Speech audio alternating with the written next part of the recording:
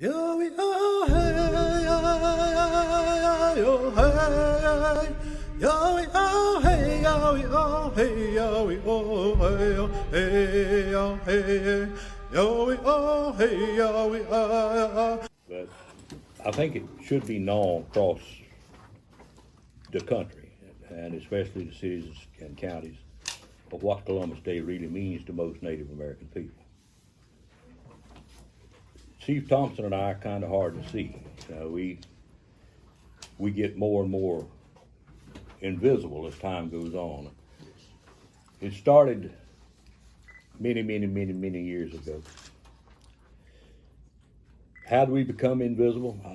I really can't have an answer to that, but just before 1776, everywhere you looked around here, there were houses and farms and villages and all that sort of stuff. We had a total society. We took care of our elderly. We raised our kids. We helped our sick people. If a man got killed in whatever, we would take care of his wives. We had a real live civilization that the white people didn't think were civilized. As a matter of fact, when the preamble of the American Constitution, it says that they were mad at King George, I think, that of course he would not protect them from the savages. I guess we were the only savages around those days. And it's not just India. This is something I've thought about not getting into, but I do think I need to speak because I go to a lot of tax and government meetings, and I'm not a Christian. And they will get in there, and the first thing they want to do is lead a prayer, and it ends in a thanking Jesus Christ. The Jews and the Baha'i and the Muslims and all those become invisible too because they're not part of the majority in this area. So I thought one time what I would do is, because I'm fairly well known, and a lot of time the people, if I was to ask some guy, some politician somewhere, let me lead the prayer, they would probably give me the authority to do that, and I could get up there on that stage and I could wobble back and forth like these folks do a lot of times when they pray. And when I closed out that thing, I would say, "And Satan, I give these souls to you." And I'd have to run like everything and not ever come back. But maybe one there would realize that they are not the only people on this earth. They're not the only people making rules or having to abide by the rules they make. And I'm certainly not a Satanist. I said that just to make a point that if somebody treated if a non-Christian treated the Christians as the Christians want to treat the rest of us, they would feel a little bit stung by that. Indians started becoming invisible, if you want to call it that, because they were conditioned to obey the authorities in the areas. And they starved themselves to death. Opposed by the impossible requirement of delivering tributes of gold, the Indians were no longer able to tend their fields or to take care of their sick children, elderly. They had even committed mass suicide to avoid being killed or captured by the Christians. So Indian was nothing to the Columbus and his people. And I don't think we're that much to this government either, to be honest with you. But even with the knowledge of those processes that were created, they named a day in honor of Columbus on this continent, on this country. And there's a lot of heroes in this country. I think of a lot of people that would deserve to be honored.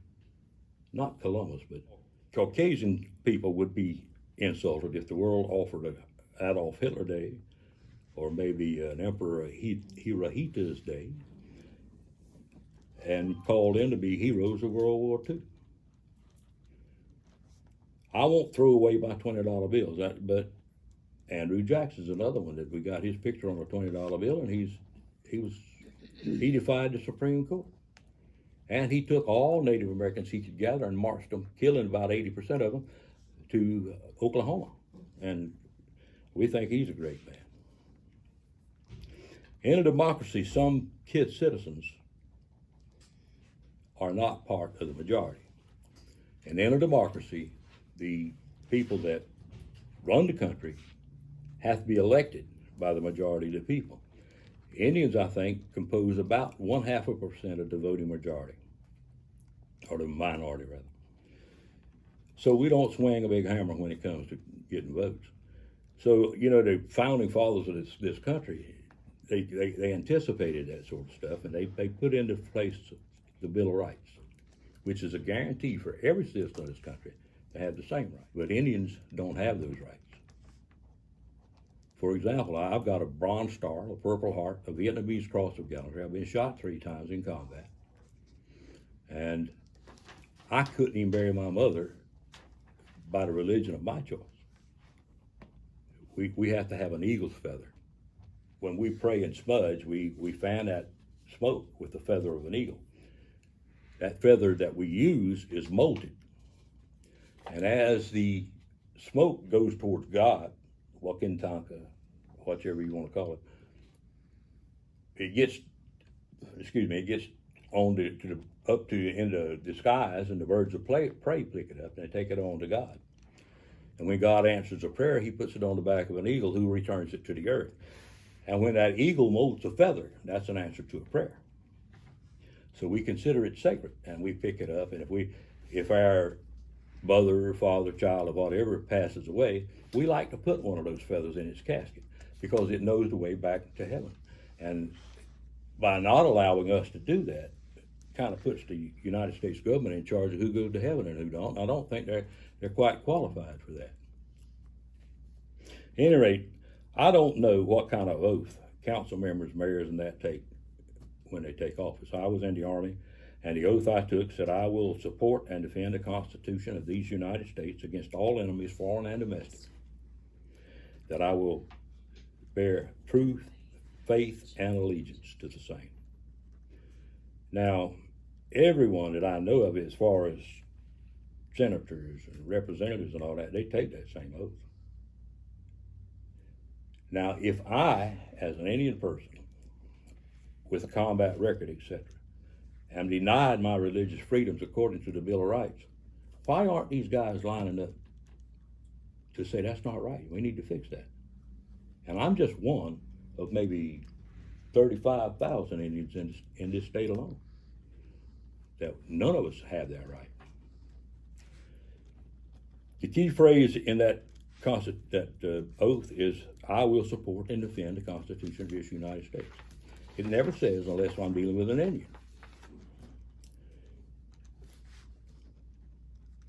The voyage of Bill of Rights is part of the Constitution, but even with my medals and all that, I'm denied that.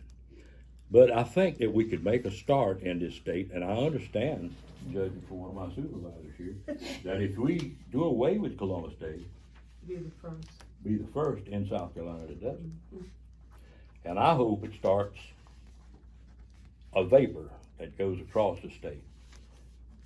And everybody starts to understand that we're all in this bucket together, and we ought to try to work together instead of being oblivious to one group and passing laws to support another group against a group. So I'm asking that Myrtle Beach be the first. I don't know whether you call it Indigenous Days or not.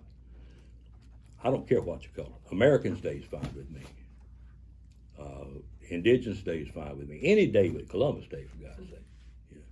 And Andrew Jackson, we don't want a day for him either. But now, having said that, that's my position on Columbus Day. And the reasons I have it. Yo,